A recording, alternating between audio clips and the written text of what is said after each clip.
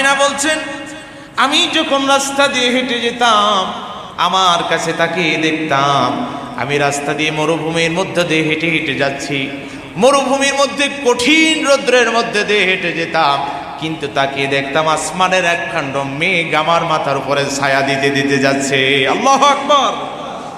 এটা শুধুমাত্র আমার নবীজির কারণে।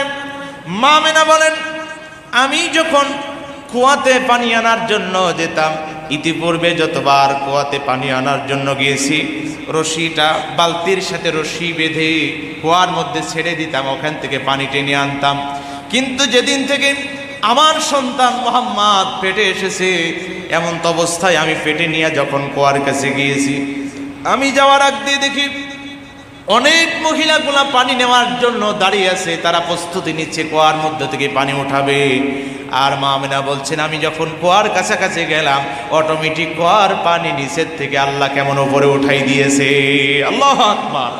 আমার আল্লাহ ডেকে বলে, জিবরাইল, আমার বন্ধুর মা আমার বন্ধুরে পেটে নিয়া কষ্ট করে পানি ওঠাবে না, না আমি আল্লাহ এটা মেনে নিতে পারি না, আমি আল্লাহর কাছে এটা হবে না, আমার বন্ধুর মার জন্য